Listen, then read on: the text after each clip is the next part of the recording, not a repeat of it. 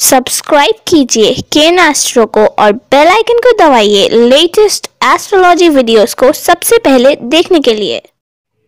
नमस्कार दोस्तों, केन एस्ट्रो में आपका हार्दिक स्वागत है। दोस्तों, पिछले 10 दिनों में 2 खगोलीय घटनाएं घटी हैं। पहली खगोलीय घटना तो यह है कि 20 तारीख की रात 2:20 पर अर्थात 21 मई को बुध जो ग्रह है वह पश्चिम दिशा में अस्त हो चुका है। दूसरी खगोलीय घटना यह घटी है कि 27 मई सन 2018 प्रातः 8:10 पर बुध जो ग्रह है वह वृष राशि में प्रवेश कर गया है। तो दोस्तों, अब मैं थोड़ा सा आपको बुध ग्रह के बारे में बताना चाहूँगा।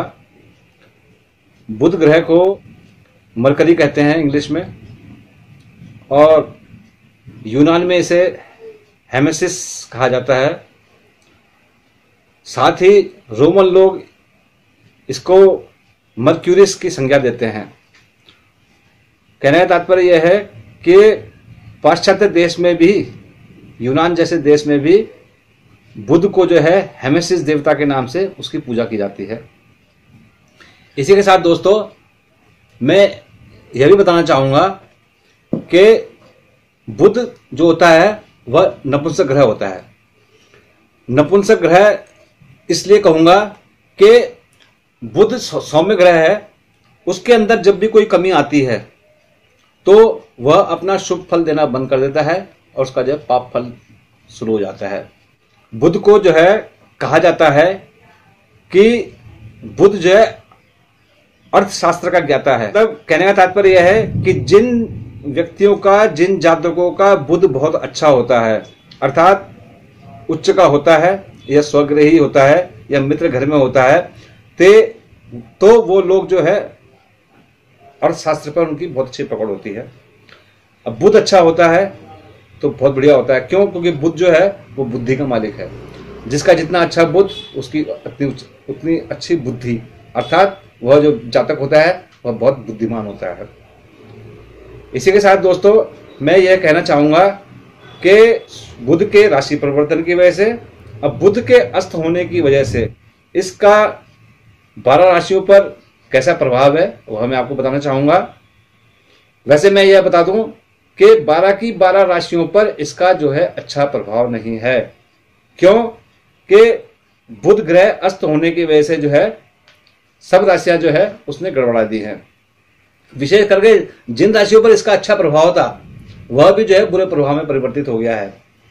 खास करके मिथुन राशि, कन्या राशि, और विशेष करके वे जातक जिनका जन्म में जो है बुध जो है खराब अवस्था का है, बुरी अवस्था का है या नीच राशि का है, उन जातकों के ऊपर जो है विशेष करके इसका दुष्प्रभाव रहेगा। तो चलिए दोस्तों, शुरू करते हैं।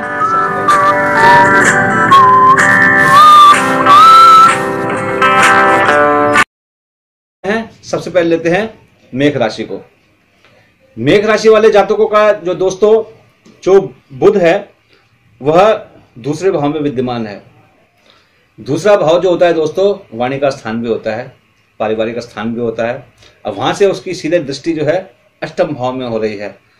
अष्टम भाव में स्थित दृष्टि होने की वजह से और छठे भाव का और तीसरे भाव का स्वामी होने की वजह से जो बुध है वह दूसरे भाव में विद्यमान होने की वजह से पारिवारिक चिंता रहेगी, बौद्धिक विभ्रमता रहेगी, स्वास्थ्य में गड़बड़ हो सकता है। जो अपने सहयोगी हैं, जो अपने सहोदर हैं, उनसे कोई सहयोग की प्राप्ति नहीं होगी, उल्टा वे आपके कार्यों में बाधा डालेंगे। शत्रुओं का उदय होगा, और विशेष करके जो गुप्त शत्रु हैं वह आपके ऊपर जो है आघात करना चाहेंगे। इसलिए आपको जो है बच करके चलना पड़ेगा। विशेष करके मेष राशि वाले जातकों के लिए मैं यह कहना चाहूंगा।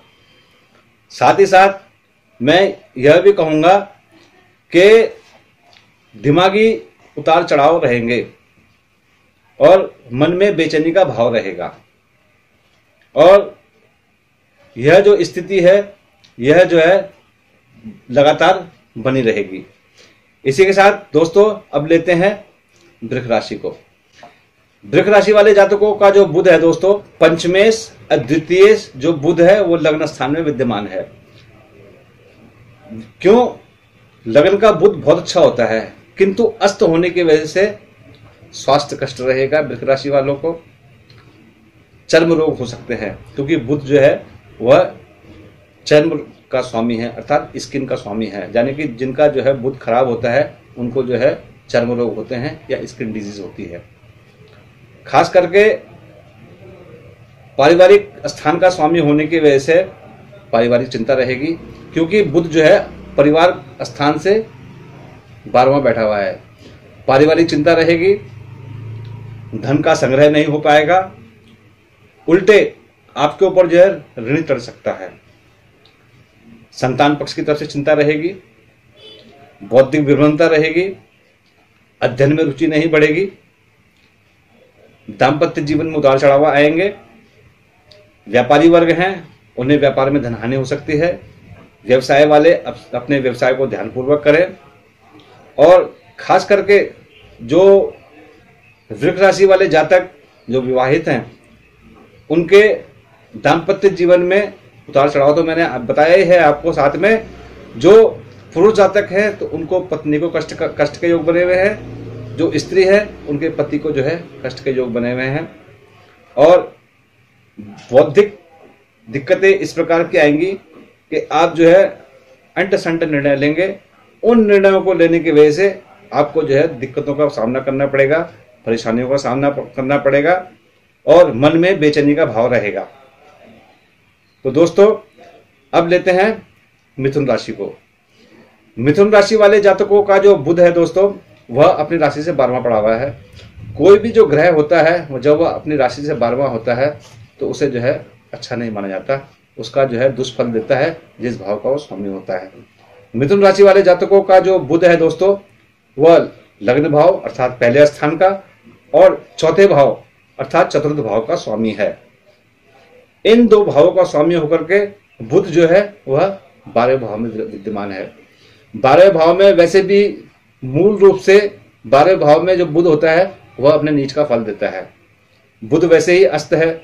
बुध के अस्त होने की वजह से खास करके मिथुन राशि वाले जातकों का मन में बेचैनी का भाव रहेगा, चिंताएं रहेगी, बौद्धिक दिक्कतें आएंगी। यदि कोई भी कार्य कर रहे हैं उसमें दिक्कतों का सामना करना पड़ेगा। अनावश्यक धन खर्च होगा, धन हानि के योग बने हुए हैं, सुखों में कमी रहेगी, मित्र वर्ग से जो है परेशानियों का सामना करना पड़ सकता है, लड़ाई झगड़े के योग बने हुए हैं, सुखों में कमी आएगी। और खास करके जो है जो शत्रु हैं उनके शत्रु पक्ष जो है प्रबल रहेगा, शत्रुओं की तरफ से दिक्कतें पैदा हो सकती हैं, धन हानि के योग बने हुए हैं, मन में बेचैनी का भाव रहेगा और बौद्धिक मलिनता रहेगी। तो दोस्तों इसी के साथ लेते हैं कर्क राशि को। कर्क राशि वाले जातकों का दोस्तों जो बुध है वह 12वें भाव का और विशेष करके 3रे भाव का, इन दो भाव का स्वामी होकर के बुध जो है लाभ स्थान में विराजमान है। वैसे तो ज्योतिष शास्त्र में कहा गया है सर्वे लाभा प्रशस्ता, यानी कि लाभ स्थान में सब ग्रह जो है उत्तम फल देते हैं और कल्याण करते हैं, किंतु बुध के अस्त होने की वजह से वह जो योग है वह सब जो है उल्टे हो जाएंगे। कहने का तात्पर्य यह है अनावश्यक धन खर्च होगा, धन हानि के योग बने हुए हैं, व्यर्थ की भागम भाग रहेगी, जो आपके सहयोगी हैं उनसे आपको दिक्कतों का सामना करना पड़ सकता है और मानसिक उलझने रहेंगी और निरंतर धन खर्च होता चले जाएगा, बौद्धिक क्षमता में कमी आएगी।